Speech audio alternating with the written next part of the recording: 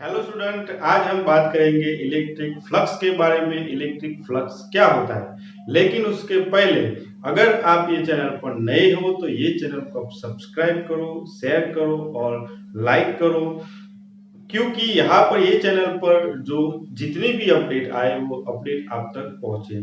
तो हम स्टार्ट करते हैं electric flux.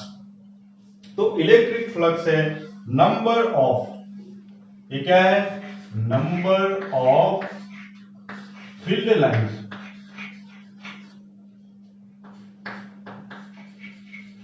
passing through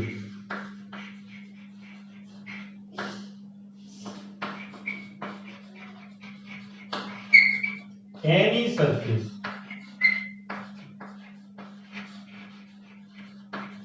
is called electric flux।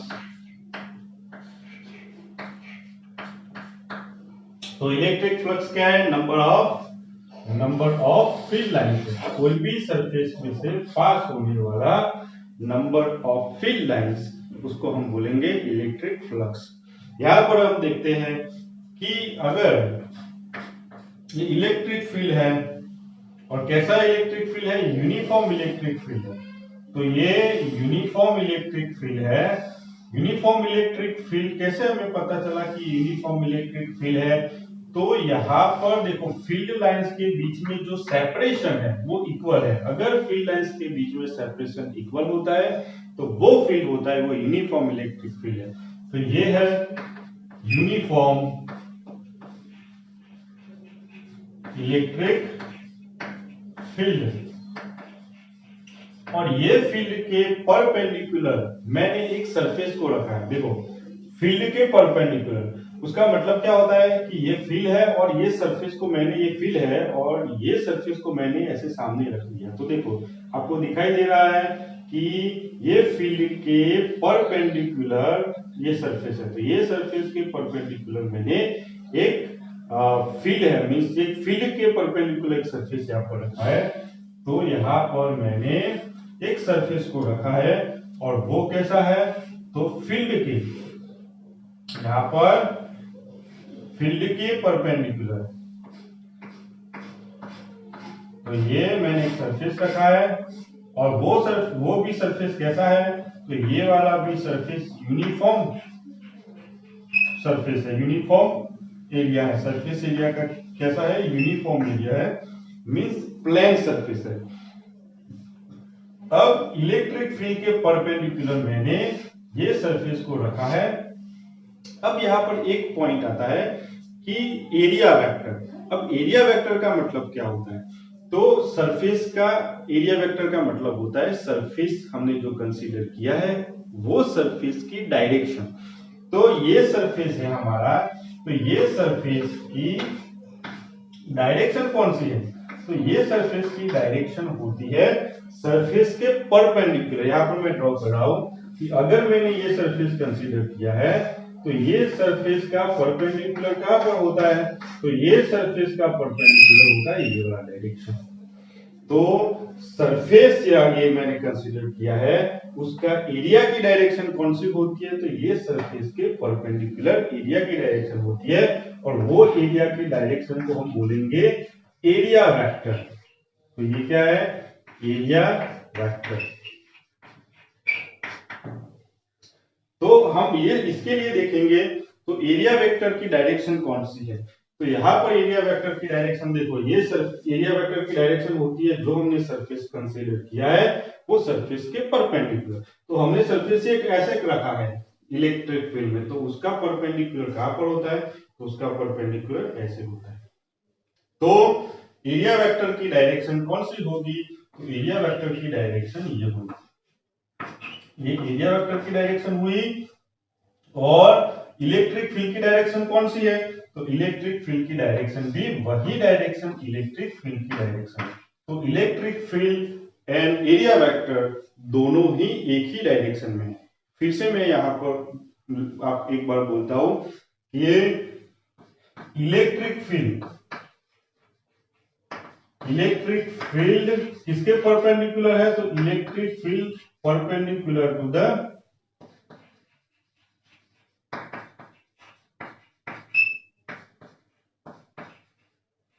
Plane जो हमने ये प्लेन रखा है, ये जो प्लेन रखा है उसके परपेंडिकुलर इलेक्ट्रिक फील्ड है, लेकिन but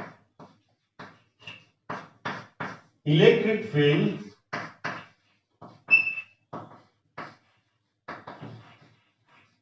is parallel to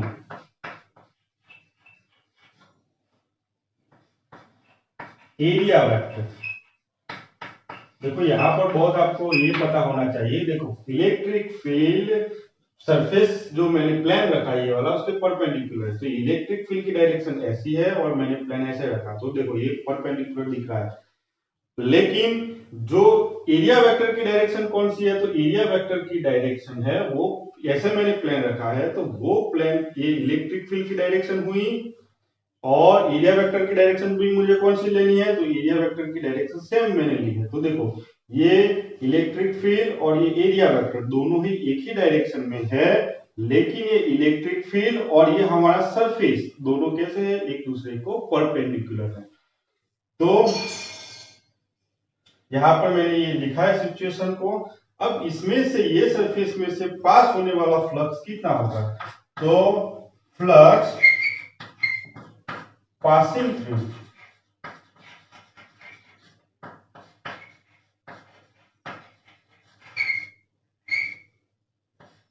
the cross sectional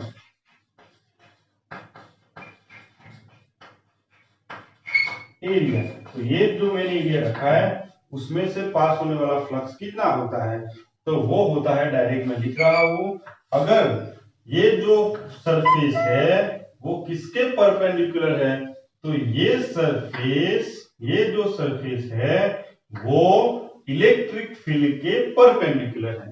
तो अगर ऐसा है तो हम लिखेंगे phi is equal to a into a. तो अगर ऐसा सिचुएशन होता है कि इलेक्ट्रिक फील्ड और area vector, electric field and area vector एक ही डायरेक्शन में होते हैं, तो उसका फ्लक्स का फॉर्मूला ये होता है। ऐसा भी हो सकता है कि ये जो मैंने जो एरिया कंसीडर, ये प्लेन कंसीडर किया है, वो प्लेन इलेक्ट्रिक फील्ड की डायरेक्शन, जो ये प्लेन है वो प्लेन का जो एरिया वेक्टर है, देखो ये एरिया वेक्टर, वो एरिया वेक्टर किसकी डायरेक्शन में है, इलेक्ट्रिक फील्ड की डायरेक्शन में है। ऐसा हो सकता है कि ये जो एरिया वेक्टर है वो इलेक्ट्रिक फील्ड की डायरेक्शन में ना भी हो, तो वो सिचुएशन में हम फ्लक्स कैसे कंसीडर करेंगे। फिर से एक बार बोल रहा हूं, ऐसा भी हो सकता है कि ये इलेक्ट्रिक फील्ड के डायरेक्शन में एरिया वेक्टर ना हो लेकिन कुछ एंगल बनाता हो, तो वो सिचुएशन में हम ये फ्लक्स कैसे लिखेंगे। तो मैं यहां पर सिचुएशन को ड्रॉ कर रहा हूं कि if the area vector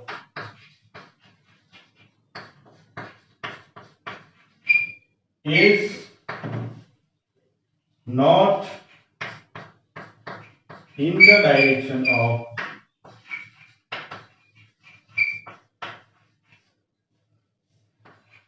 electric field. देखो आगे वाली जो सिचुएशन कंसीडर की उसमें तो एरिया जो था वो इलेक्ट्रिक फील्ड के डायरेक्शन में है, लेकिन यहां पर नहीं है, तो उसका मतलब it's make means area vector A, ये क्या कर रहा है, एंगल बना रहा है, तो it's A makes angle with electric field.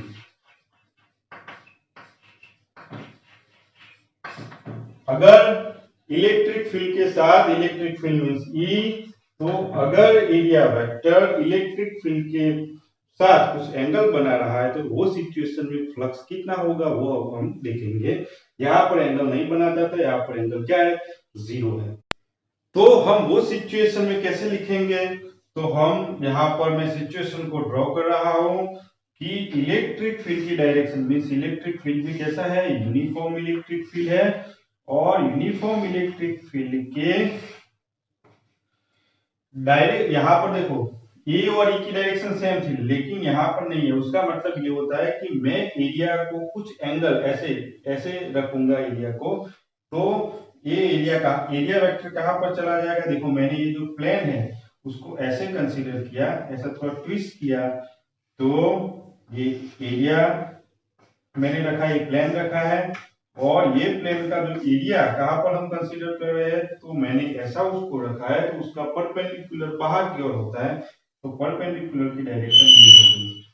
तो ये एक ही डायरेक्शन हुई, और इलेक्ट्रिक फील्ड की डायरेक्शन तो यहाँ पर है। तो इलेक्ट्रिक फील्ड की डायरेक्शन और एरिया वेक्टर की डायरेक्शन दोनों के बीच में कुछ एंगल है। अगर ऐसा कुछ होता है तो हम उसके लिए फ्लक्स क्या लिखेंगे, तो देखो ऑलवेज एरिया कौन सी डायरेक्शन में हमें लेना पड़ता है, तो ऑलवेज एरिया को इलेक्ट्रिक फील्ड की डायरेक्शन वाला ही लेना है। देखो यहाँ पर भी इलेक्ट्रिक फील्ड की डायरेक्शन वाला ही मैंने एरिया कंसीडर किया है।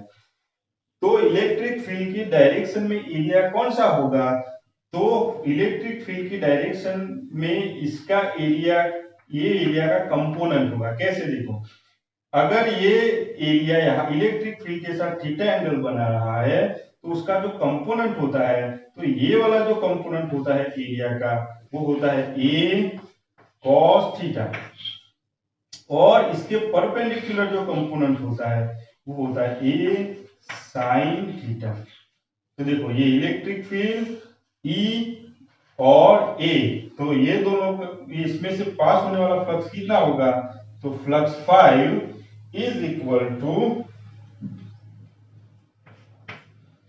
ई, और वो डायरेक्शन में एरिया कौन सा है, ए कॉस थीटा।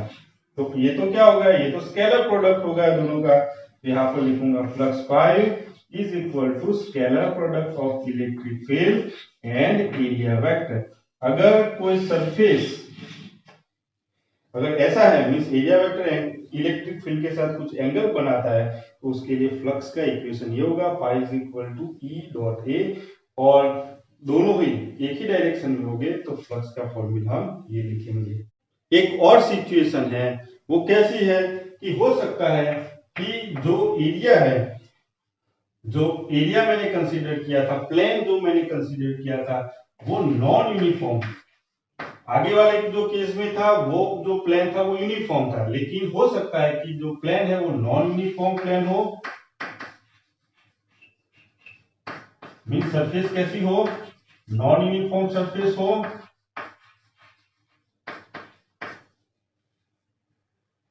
या तो हो सकता है कि नॉन यूनिफॉर्म इलेक्ट्रिक फील्ड हो, या तो हो सकता है दोनों ही नॉन यूनिफॉर्म सरफेस, दोनों ही नॉन यूनिफॉर्म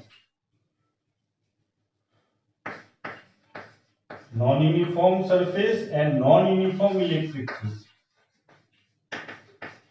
ऐसा हो सकता है कि अगर यहां पर देखो, मैं ये तीनों सिचुएशन को ड्रॉ करना चाहता हूं कि अगर नॉन यूनिफॉर्म प्लेन हो और इलेक्ट्रिक फील्ड यूनिफॉर्म हो एंड यूनिफॉर्म इलेक्ट्रिक फील्ड हो, ऐसा भी हो सकता है कि नॉन यूनिफॉर्म इलेक्ट्रिक फील्ड हो लेकिन यूनिफॉर्म सरफेस हो, या तो दोनों ही नॉन यूनिफॉर्म हो। तो उसके लिए फ्लक्स हम कैसे लिखते हैं, हम अब देखते हैं इसके लिए फ्लक्स कितना होगा।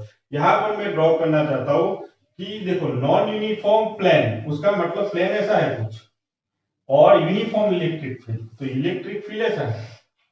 तो देखो ये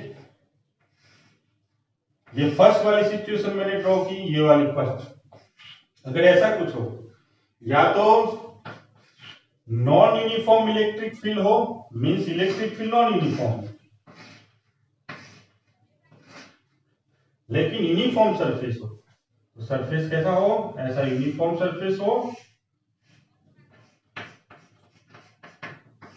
ये सेकंड वाली सिचुएशन मैंने ड्रॉ की। और थर्ड में क्या है कि दोनों ही नॉन यूनिफॉर्म, तो हो सकता है कि सरफेस भी ऐसा हो और ये जो फील्ड है वो भी कैसा हो, नॉन यूनिफॉर्म। तो ये दोनों, ये सिचुएशन थर्ड वाली मैंने ली। तो ये तीनों सिचुएशन के लिए जो फ्लक्स होता है वो कितना होता है, तो ये तीनों में से मैं एक को कंसीडर कर रहा हूं, ये वाली ये वाला जो है वो सिचुएशन को मैं कंसीडर करके इक्वेशन निकालता हूं फ्लक्स का, और वो इक्वेशन ये तीनों के लिए वैलिड है। कैसे? तो देखो, ऐसा अगर सरफेस होता है और ऐसा जो फील्ड होता है, ये सरफेस और फील्ड ऐसा होता है, इलेक्ट्रिक फील्ड, देखो, और ये एरो की डायरेक्शन क्या शो करती है? तो direction of electric field. Arrow क्या शो करता है? Direction of electric field. तो देखो, ये जो सरफेस है, ये सरफेस में से पास होने वाला फ्लक्स कितना है वो मुझे कंसीडर करना है। तो मैं कैसे करूंगा? ये जो सरफेस को मैं बहुत छोटे छोटे पोर्शन में डिवाइड कर दूंगा, और ये छोटे छोटे पोर्शन में से पास होने वाला फ्लक्स ढूंढूंगा और वो फ्लक्स को ऐड कर दूंगा। तो मुझे क्या मिल जाएगा? टोटल फ्लक्स इसमें से पास जो होगा वो मुझे मिल जाएगा। फिर से हम देखते हैं, ये सरफेस को मैंने बहुत ही छोटे छोटे पोर्शन में मैंने कंसीडर किया। ये छोटे छोटे पोर्शन, इतना पोर्शन, और सब में से पास होने वाला फ्लक्स मैंने ढूंढ लिया। मान लो इसमें से 5(1), 5(2), 5(3), 5(4) अप टू 5n, और सबको मैंने ऐड कर दिया, तो वो इसमें से पास होने वाला आपको फ्लक्स मिल जाएगा। यहाँ पर मैं कुछ सरफेस ले रहा हूं। मान लो ये सरफेस नंबर 1 है, मैंने जो कंसीडर की वो, ये सरफेस नंबर 2 है, ये सरफेस नंबर 3 है, अप टू ये सरफेस नंबर n सरफेस है, मान लो अप टू n सरफेस। तो इसमें से पास, ये सरफेस में से पास होने वाला फ्लक्स, ये जो सरफेस है, ये सरफेस में से पास होने वाला फ्लक्स φ1, ये सरफेस में से पास होने वाला फ्लक्स φ2, ये सरफेस में से पास होने वाला जो फ्लक्स है वो φ3, और अप टू ये सरफेस में से पास होने वाला जो फ्लक्स है वो φ है, और सबको आप ऐड कर दो तो टोटल फ्लक्स आपको मिल जाएगा। देखो कैसे? तो ये जो सरफेस मैंने कंसीडर की, तो ये सरफेस का एरिया वेक्टर कहां पर होता है? तो एरिया वेक्टर होता है ये सरफेस के परपेंडिकुलर। देखो, तो अब एरिया वेक्टर को मैं एक चीज यहां पर बोल देता हूं कि मैंने ये थियरी में एरिया वेक्टर को मैंने ऐसे लिखा है, लेकिन एनसीईआरटी में एरिया वेक्टर को delta S vector, delta S से शो किया है। आप कुछ भी लिखो चलेगा, इसमें कुछ है नहीं, ये लिखो या डेल्टा एस लिखो। कई जगह पर उसको डीए भी लिखते हैं, कोई जगह पर उसको डीएस भी लिखते हैं, लेकिन ये सारे जो है वो क्या है? ये सारे एरिया ही है। तो आप एरिया को ए लिखो, डेल्टा एस लिखो, डीए लिखो, डीएस लिखो, चलता है, लेकिन आपको पता होना चाहिए कि ये एरिया का नोटेशन आपने यूज किया है। ओके, तो अब मैं यहां पर इसमें ये जो एरिया, छोटा सा एरिया है, उसका मैं नाम दे देता हूं डेल्टा S1। देखो, ये छोटा सा सरफेस है, उसका नाम मैंने लिया डेल्टा S1। दोनों के बीच का इलेक्ट्रिक फील्ड और ये सरफेस के बीच का जो एंगल है वो मैंने θ1 लिख लिया। इसमें से जो पास होने वाला जो फील्ड है उसका नाम मैंने लिया वेक्टर E1। तो उसमें से पास होने वाला फ्लक्स, 1 में से पास होने वाला फ्लक्स कितना होगा? तो सरफेस 1 में से पास होने वाला फ्लक्स φ1 इज इक्वल टू इसका फ्लक्स का मींस इलेक्ट्रिक फील्ड का इसके साथ डॉट प्रोडक्ट डेल्टा S1 के साथ, ये सरफेस 1 में से पास होने वाला फ्लक्स मिला। 2 में से पास होने वाला फ्लक्स कितना होगा?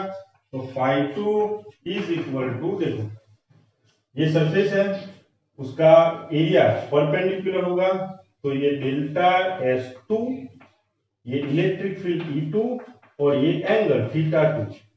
तो यहां पर होगा dot product of E2 and area vector delta S2। Same to same आप अप टू 3 के लिए क्या लिखोगे? φ3 is equal to E3 dot product delta S3।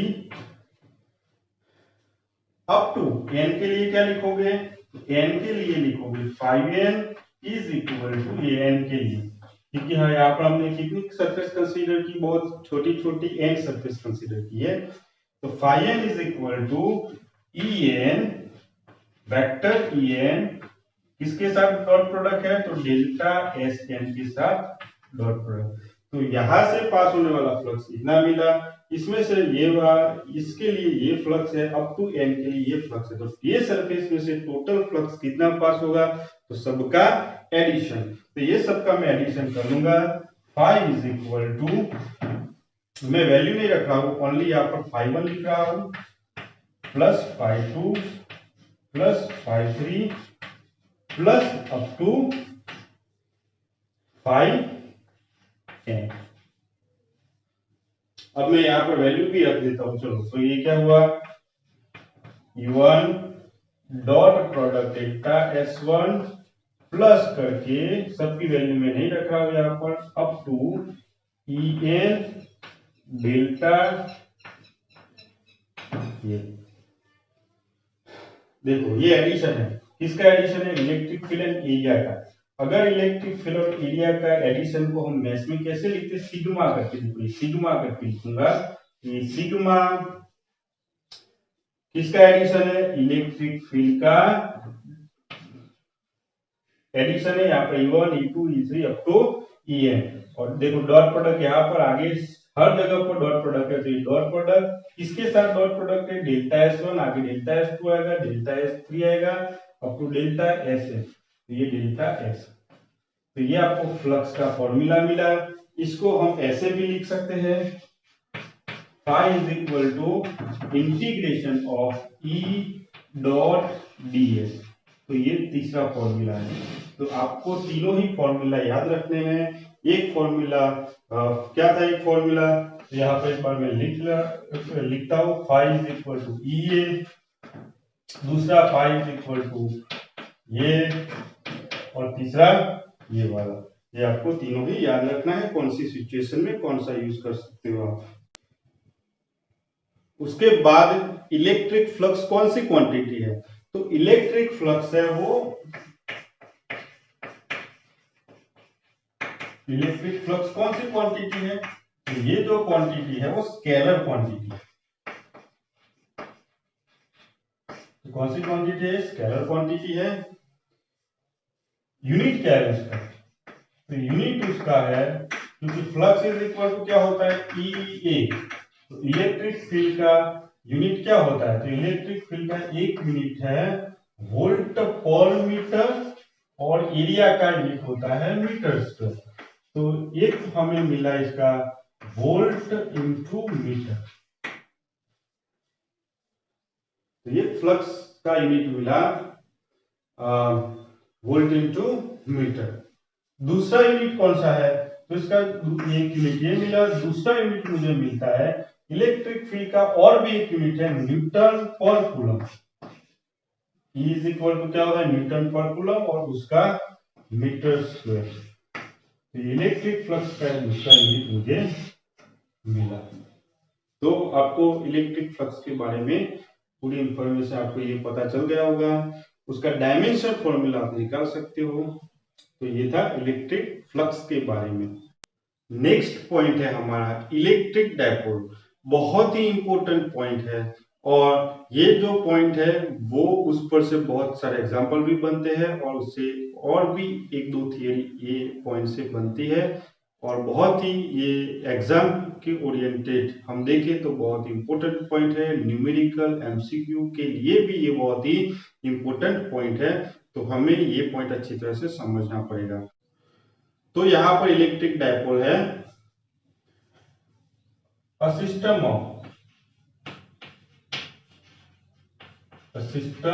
of equal and opposite charges separated by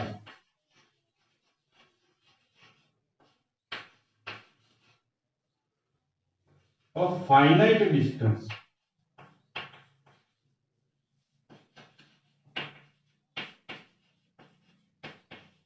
is called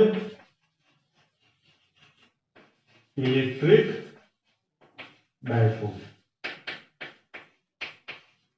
देखो ये आपका definition देखें कि हमें क्या इक्वल एंड ऑपोजिट चार्जेस लेना है। इक्वल और ऑपोजिट का मतलब क्या होता है कि हम जो चार्जेस लेंगे वो दोनों ही क्यू होने चाहिए। तो देखो मैंने दो क्यू चार्जेस लिए, दो इक्वल हो गए, और यहाँ पर क्या लिखा है, ऑपोजिट चार्जेस। देखो इक्वल एंड ऑपोजिट, ऑपोजिट का मतलब एक प्लस होना चाहिए, दूसरा चार्ज माइनस होना चाहिए। तो ये हो गया a system of equal and opposite charges. देखो ये इक्वल एंड ऑपोजिट चार्जेस है, separated by a finite distance. दोनों को कुछ डिस्टेंस से हमें अलग करना है। तो देखो मैंने यहाँ पर दोनों को कुछ डिस्टेंस से अलग किया है। कितना डिस्टेंस से हम अलग करते हैं, तो मान लो ये दोनों को मैंने 2a, एरिया कितना है 2a, तो 2a एरिया से मैंने दोनों को अलग कर दिया। तो ये जो सिस्टम बनता है उसको हम बोलते हैं इलेक्ट्रिक डायपोल। हाँ, और इलेक्ट्रिक डायपोल के साथ एक क्वांटिटी है जिसको हम बोलते हैं डायपोल मोमेंट, या तो इलेक्ट्रिक डायपोल मोमेंट। तो इलेक्ट्रिक डायपोल मोमेंट, ये जो सिस्टम है उसके पास कुछ वैल्यू होती है, कुछ क्वांटिटी होती है, उसको हम बोलते हैं इलेक्ट्रिक डायपोल मोमेंट। तो देखो electric dipole moment, electric dipole moment, उसका सिंबल क्या है, तो उसका सिंबल है P।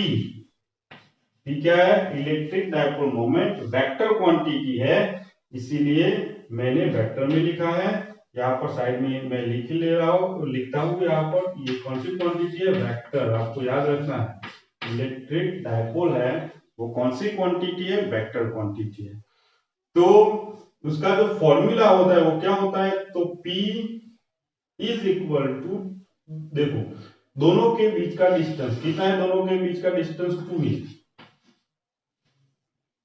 P की वैल्यू कितनी होती है, तो P इज इक्वल टू दोनों के बीच का डिस्टेंस और दोनों में से एक चार्ज की वैल्यू लेनी है। दोनों में से एक चार्ज की वैल्यू, साइन नहीं लेनी है, ओनली वैल्यू। तो दोनों में से एक की वैल्यू मैंने क्यू ले ली, ये ले लो, या दोनों सेम ही वैल्यू है। तो ये जो होता है, हाँ, और वेक्टर है इसीलिए देखो ये तो स्केलर क्वांटिटी है, ये भी, ये 2 भी स्केलर होता है, कांस्टेंट है, ये भी स्केलर क्वांटिटी है चार्ज। और ये जो होता है डिस्टेंस, उसके पास डायरेक्शन हो सकती है, तो उसके लिए हमें उसको वेक्टर देना पड़ेगा। तो यहाँ पर मैं अच्छी तरह से ये इक्वेशन को लिख लेता हूं। तो vector P is equal to 2Q और ये A। तो ये हो गया फॉर्मूला, किसका फॉर्मूला हो गया, इलेक्ट्रिक डायपोल मोमेंट का फॉर्मूला हो गया। हाँ, उसकी डायरेक्शन कौन सी होती है, इलेक्ट्रिक डायपोल मोमेंट की डायरेक्शन कौन सी होती है, वो बहुत इंपॉर्टेंट है कि डायरेक्शन हमें पता होनी चाहिए, इसकी डायरेक्शन कौन सी होती है। तो उसकी डायरेक्शन होती है नेगेटिव चार्ज से, नेगेटिव चार्ज से पॉजिटिव चार्ज की ओर होती है। देखो ये नेगेटिव चार्ज है, तो नेगेटिव चार्ज से पॉजिटिव चार्ज की डायरेक्शन में किसकी डायरेक्शन होती है। यूनिट क्या होता है इसका, तो यूनिट होता है कूलम इनटू मीटर। कुछ स्टूडेंट इसको सेंटीमीटर बोल देते हैं, लेकिन देखो ये सेंटीमीटर नहीं है, कूलम इनटू मीटर है। तो हमें ये पता होना चाहिए। और यहाँ पर आप डायमेंशन फॉर्मूला भी हमने 11th में निकाला है, आप निकाल सकते हो।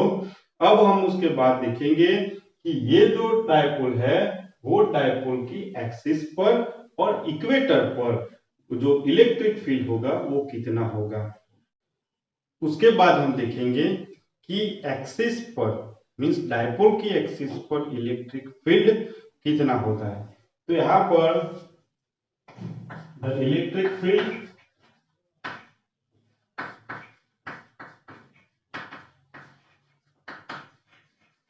on the axis of dipole या इलेक्ट्रिक डायपोल, शॉर्ट में हम इलेक्ट्रिक डायपोल को ओनली डायपोल लिख सकते हैं। तो हमें क्या चाहिए, तो डायपोल की एक्सिस पर इलेक्ट्रिक फील्ड कितना होता है। तो यहाँ पर डायपोल बनाने के लिए हमें क्या पता है, हमें डायपोल हम कैसे बनाते हैं। तो डायपोल बनाने के लिए एक चार्ज होता है पॉजिटिव चार्ज और दूसरा चार्ज होता है नेगेटिव चार्ज, और दोनों को कुछ डिस्टेंस से हमने अलग कर दिया है और वो डिस्टेंस है 2a। तो ये हो गया हमारा डायपोल। अब उसकी एक्सिस कहाँ पर होती है, तो डायपोल की जो एक्सिस होती है, तो ये दो दो चार्ज में से पास होने वाली लाइन, उसको हम क्या बोलते हैं, तो उसको हम बोलते हैं एक्सिस। तो देखो ये एक्सिस है, तो दो चार्ज में से पास होने वाली जो लाइन है उसको हम क्या बोलेंगे, एक्सिस। और इक्वेटर क्या होता है, तो ये दो चार्ज को जोड़ने वाली जो लाइन होती है उसका परपेंडिकुलर वो होता है इक्वेटर। तो हमें क्या चाहिए कि ये एक्सिस पर एक पॉइंट है, कौन सा पॉइंट है, तो ये पॉइंट P। तो मुझे पॉइंट P पर क्या चाहिए, इलेक्ट्रिक फील्ड चाहिए। तो electric field at point P कितना होगा, तो हम लिखेंगे, देखो यहाँ पर ये पॉइंट पर जो इलेक्ट्रिक फील्ड है वो किसका होगा, तो ये दो चार्ज का होगा, एक चार्ज ये और दूसरा चार्ज ये। तो इलेक्ट्रिक फील्ड का फॉर्मूला क्या है, तो इलेक्ट्रिक फील्ड का फॉर्मूला है E is equal to K Q upon R square. ये इलेक्ट्रिक फील्ड का फॉर्मूला है। वेक्टर फॉर्म में लिखेंगे तो आपको ये वेक्टर और यहाँ पर कुछ यूनिट वेक्टर P कैरेट लिखो, R कैरेट लिखो, चलता है। तो ये जो फॉर्मूला है वो इलेक्ट्रिक फील्ड का है। तो ये पॉइंट पर इलेक्ट्रिक फील्ड किसका होगा, तो ये पॉइंट पर इलेक्ट्रिक फील्ड ये चार्ज का होगा और ये दोनों चार्ज का होगा। तो हम देखते हैं, देखो ये पॉइंट पर ये चार्ज की वजह से इलेक्ट्रिक फील्ड कौन सी डायरेक्शन में होगा, देखो ये पॉजिटिव चार्ज है, कौन सा चार्ज है, पॉजिटिव। तो ये पॉजिटिव चार्ज है तो उसका फील्ड ऐसे ये पॉइंट से आउटवर्ड डायरेक्शन में, ये पॉइंट से आउटवर्ड डायरेक्शन में होता है। क्यों, क्योंकि चार्ज पॉजिटिव है, पॉजिटिव चार्ज का फील्ड कहां पर होता है, वो पॉइंट से आउटवर्ड। तो ये चार्ज और ये पॉइंट को जो लाइन जोड़ती है उससे आउटवर्ड डायरेक्शन में ऐसा होगा। तो ये चार्ज से आउटवर्ड डायरेक्शन में ये चार्ज का फील्ड होगा, उसको मैं लिखता हूं E प्लस क्यू। क्यों मैंने, क्योंकि इलेक्ट्रिक फील्ड किसका है, प्लस क्यू चार्ज का है। ओके, अब ये चार्ज का ये पॉइंट पर फील्ड कितना होगा, तो ये कौन सा चार्ज है, नेगेटिव चार्ज है। तो नेगेटिव चार्ज का फील्ड की डायरेक्शन हमें पता है, इनवर्ड डायरेक्शन होती है। तो ये पॉइंट को पकड़ो, वो चार्ज को पकड़ो और ये पॉइंट से आप इनवर्ड डायरेक्शन बताओ इसकी। तो वो फील्ड की डायरेक्शन होती है नेगेटिव चार्ज की। तो ये जो फील्ड होता है ये चार्ज का वो होता है माइनस क्यू। क्यों, क्योंकि माइनस क्यू चार्ज की वजह से यहाँ पर फील्ड है। ओके, और एक यहाँ पर चीज है कि ये जो दो चार्ज है दोनों के बीच में से ये सेंटर है दोनों का, तो ये डिस्टेंस कितना है, a, क्योंकि टोटल 2a है, तो ये a और बाकी का जो है वो भी कितना है, a है। अब ये सेंटर से, तो हमारा पॉइंट P कहां पर है, तो सेंटर से पॉइंट P कितने डिस्टेंस पर है, r पर है। तो सेंटर से पॉइंट P कितने डिस्टेंस पर है, r पर है। तो हम देखते हैं इलेक्ट्रिक फील्ड का फॉर्मूला। तो यहां पर total electric field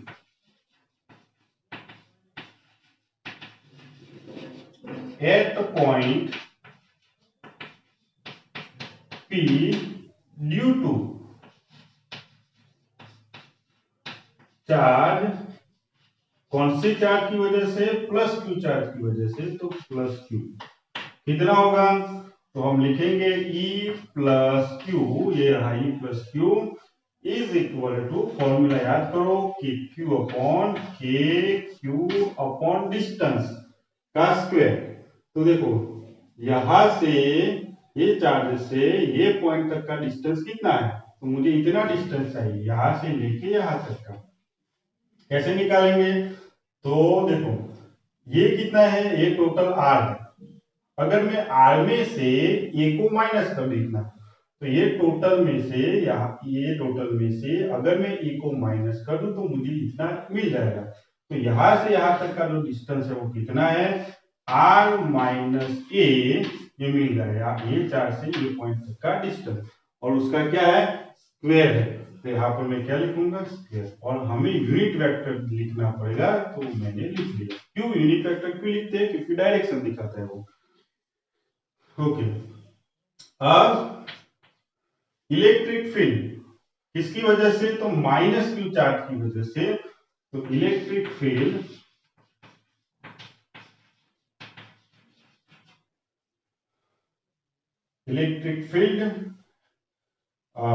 at point P due to charge, कौन से चार्ज की वजह से बाकी है, माइनस क्यू की वजह से।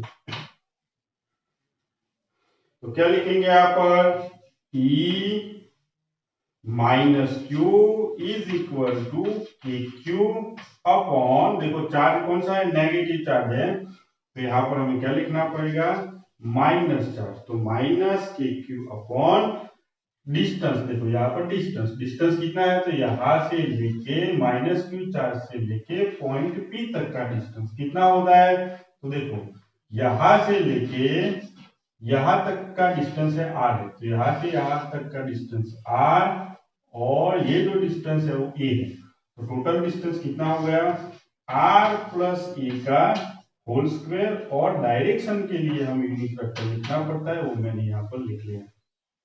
तो ये पॉइंट पर टोटल फील्ड कितना है, तो ये फील्ड प्लस ये फील्ड, तो टोटल फील्ड दोनों का एडिशन होगा। तो total electric field at point P, तो दोनों का addition means vector E is equal to किसकी वजह से, फील्ड प्लस क्यू चार्ज की वजह से। हाँ, यहाँ पर मैंने डायरेक्शन दी है, तो यहाँ पर मुझे वेक्टर फॉर्म में उसको लिखना पड़ेगा, प्लस E माइनस क्यू। यहाँ पर हम वैल्यू पुट करेंगे तो क्या मिलेगा यहाँ पर, तो ये वैल्यू है कि क्यू अपॉन r माइनस ए का square into unit vector plus, हाँ ये माइनस है तो यहाँ पर minus K Q upon r plus ए का whole square into unit vector. यहाँ पर कॉमन कौन निकल सकता है, देखो ये के क्यू कॉमन निकल सकता है, और यूनिट वेक्टर को कॉमन ले लो, तो हमें फॉर्मूला क्या मिलेगा यहाँ पर, तो फॉर्मूला मिलेगा कि क्यू, और यहाँ पर कॉमन कौन निकल जाएगा, यहाँ पर 1 अपॉन ऊपर कितना बचता है, r माइनस ए का स्क्वायर माइनस के क्यू, तो मैंने कॉमन निकाल लिया है, 1 अपॉन r प्लस ए का होल स्क्वायर, और ये जो P है दोनों में से मैंने बाहर निकाल लिया, तो ये यूनिट वेक्टर, तो ये मुझे मिला। अब उसको कुछ सिंप्लीफाई हम कर लेते हैं। तो सिंप्लीफाई करने के लिए मैंने ऊपर का निकाल दिया है, अब ये मैं यहाँ पर लिखता हूं, ऊपर से स्टार्ट कर रहा हूं। तो यहाँ पर टोटल इलेक्ट्रिक फील्ड जो है वो किसको कॉमन निकाला मैंने, के को कॉमन निकाला है, और इसका एलसीएम लेंगे हम, तो क्या मिलेगा यहाँ पर, तो ये यहाँ पर आएगा, तो r प्लस ए का होल स्क्वायर यहाँ पर आया, यहाँ पर जाएगा, तो माइनस r माइनस ए का होल स्क्वायर डिवाइडेड बाय, हमें पता है इसका सॉल्यूशन क्या होता है, तो हमें ये मान लो a माइनस बी का square into a plus B का स्क्वायर, हम क्या लिखते थे उसको, तो हमने 10th में या 9th में ये पढ़ा होगा, इसको हम लिखते थे a square minus B square का होल स्क्वायर। इसका जो रिजल्ट होता है ये होता है a square minus B square का होल स्क्वायर। तो सेम यहाँ पे एलसीएम में क्या करना पड़ता है, ये यहाँ पर आएगा, ये यहाँ पर आएगा, और ये दोनों का नीचे क्या होगा, मल्टीप्लीकेशन, तो ये दोनों का मल्टीप्लीकेशन होगा, आर माइनस ए का whole square into r plus ए का होल स्क्वायर। ये फॉर्मूला से इसका जो आंसर रिजल्ट मिलेगा वो होगा के क्यू। ये क्या होगा, l r square plus 2RA plus a square minus, देखो इसका r square minus 2RA plus a square, और ये डिवाइड में क्या होगा इसका, तो इसका जो रिजल्ट है वो हमें मिलता है आर स्क्वायर माइनस ए स्क्वायर का होल स्क्वायर। मैंने ये इक्वेशन को यूज करके रिजल्ट लिखा मैंने।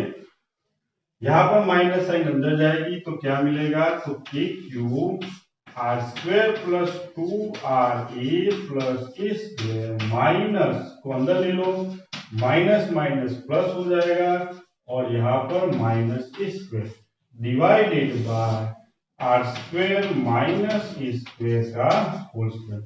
यहाँ पर कुछ टर्म निकल जाएगा, देखो ये दो निकल गए, यहाँ पर ये निकल जाएगा, तो मुझे मिलेगा के क्यू और यहाँ पर 4, हाँ यूनिट वेक्टर हमें यहाँ पर लिखना है, बाकी ये यूनिट वेक्टर, तो ये रहा पी और ये पी यूनिट वेक्टर और यहाँ पर भी आगे यूनिट वेक्टर आएगा।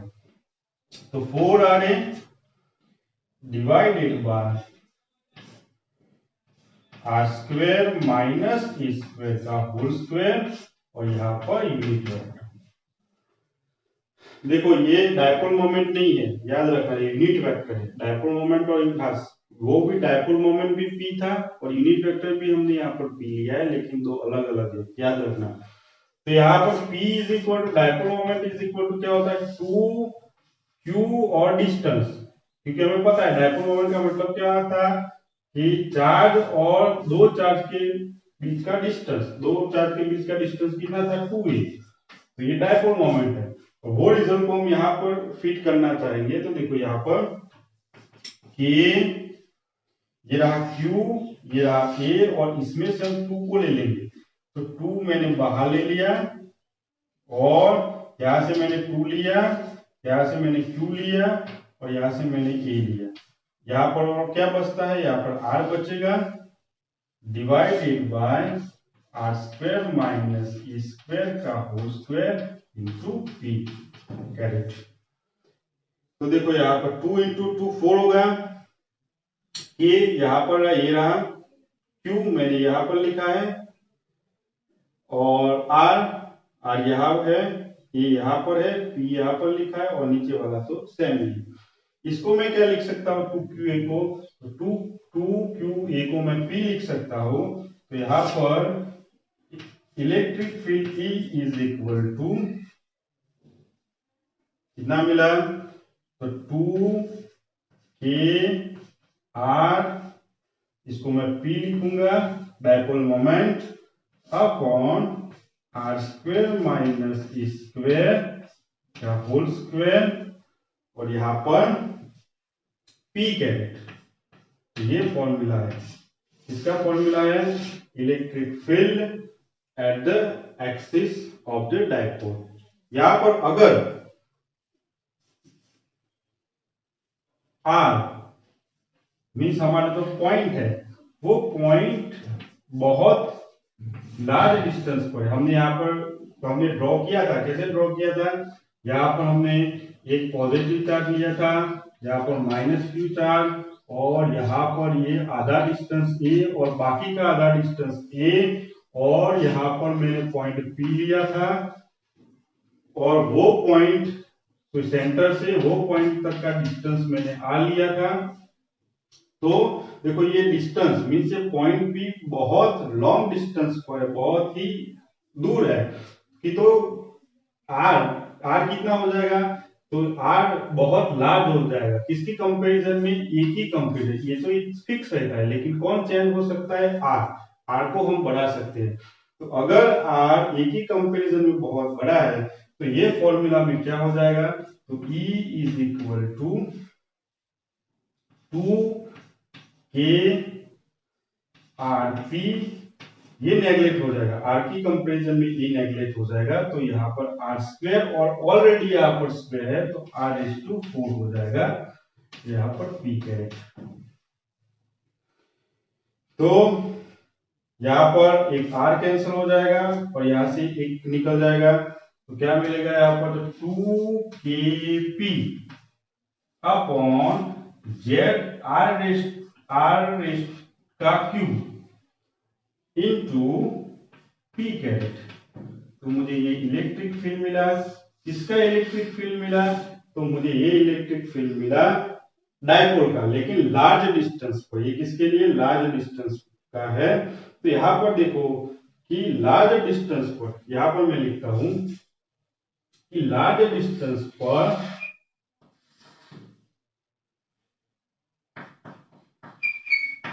एट लार्ज डिस्टेंस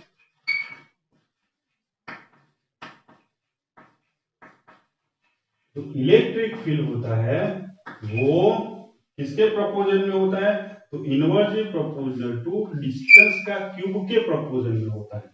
तो ये बहुत ही इंपॉर्टेंट फॉर्मूला है, क्योंकि इलेक्ट्रिक फील्ड का फॉर्मूला क्या है, इलेक्ट्रिक फील्ड का फॉर्मूला तो हमें पता है, कोई चार्ज का इलेक्ट्रिक फील्ड कितना होता है, तो E is equal to KQ upon R square. तो यहाँ पर हम देखेंगे तो इलेक्ट्रिक फील्ड किसके प्रोपोर्शनल में है, 1 अपॉन R स्क्वायर के प्रोपोर्शनल में। लेकिन डायपोल अगर की बात करें तो डायपोल में यहाँ पर क्यूब आता है देखो, और कोई चार्ज की बात करें तो चार्ज का फील्ड में यहाँ पर स्क्वायर आता है। तो आपको ये याद रखना है, क्योंकि ये आप गलती करोगे, कोई क्वेश्चन पूछेगा तो आपको इलेक्ट्रिक फील्ड होता है वो जो पॉइंट चार्ज की वजह से होता है, वो तो वो 1 अपॉन आर स्क्वायर के प्रोपोर्शन में होता है, लेकिन डायपोल के लिए वो 1 अपॉन आर क्यूब के प्रोपोर्शन में होता है इलेक्ट्रिक फील्ड।